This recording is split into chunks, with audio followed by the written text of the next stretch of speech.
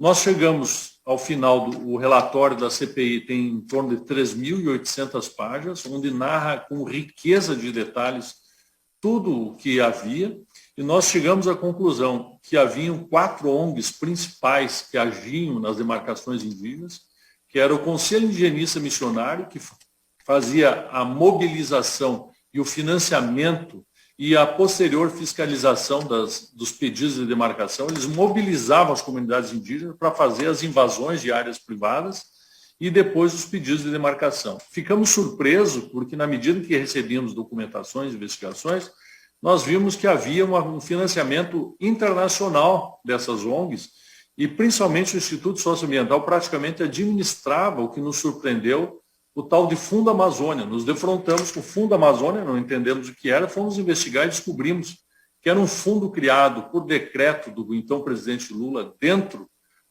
do BNDES, dirigido praticamente a financiar os projetos apresentados por essas ONGs. Os recursos vinham principalmente da Noruega, em sua maior parte, da Alemanha, dos Estados Unidos e, inclusive, da própria Petrobras. Os valores eram assombrosos.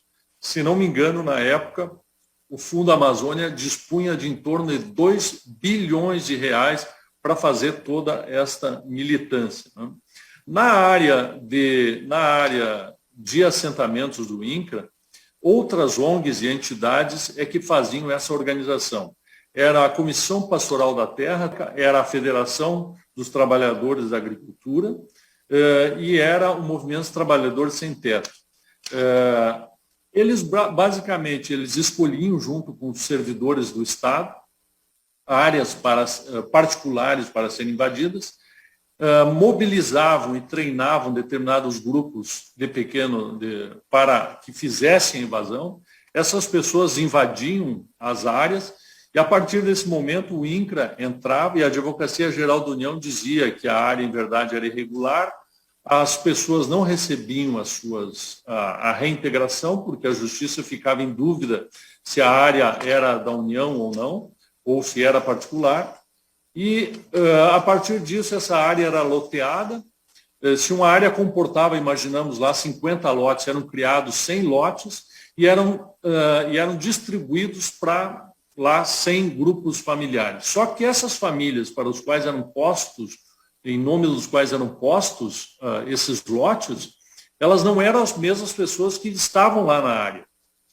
Essas famílias, nos quais os lotes eram dados nome, elas serviam apenas para buscar recursos públicos. Então, elas iam pegar crédito de eletricidade, crédito de instalação, uma série de benefícios. E esses recursos eles eram rachados entre o dono da loja onde fornecia os bens e materiais, os funcionários do INCRA, gerente de banco e os funcionários das organizações que eram atribuídos à fiscalização dessas áreas. Se tornou um grande esquema de desvio de recursos públicos e dirigidos também a partidos políticos. Tá? Então, havia também envolvimento do Ministério Público Federal, que acobertava todos esses atos, da Advocacia Geral da União, universidades e partidos vinculados principalmente à ala de pensamento de esquerda. Né?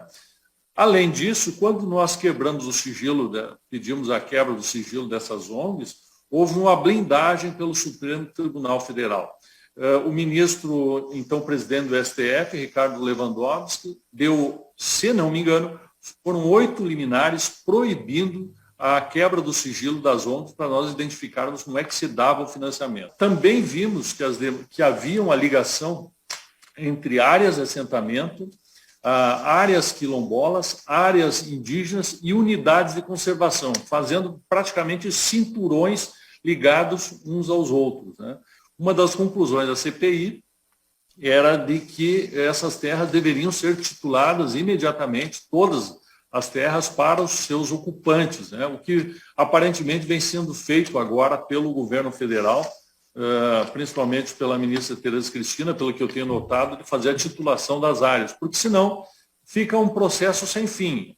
O assentamento se inviabiliza, aí troca os ocupantes, aí buscam os créditos, fazem as fraudes e não termina nunca. Cria um sistema ilícito de financiamento de ONGs e de partidos e de políticos, né?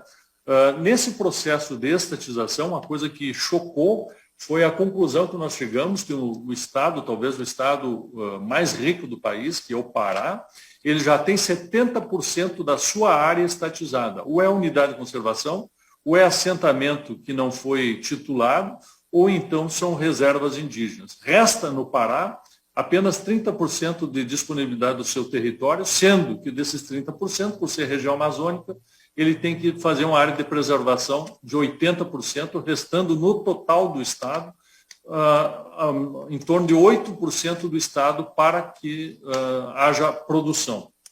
Para vocês terem uma ideia, hoje no país, segundo dados da Embrapa, nós já temos 37% do território nacional ou sendo unidade de conservação, ou sendo reserva indígena, ou sendo assentamentos do INCRA. Para vocês terem uma ideia do tamanho disso, toda a área de produção agrícola do Brasil, ela não chega em torno de 7%, não chega a 8% do Brasil.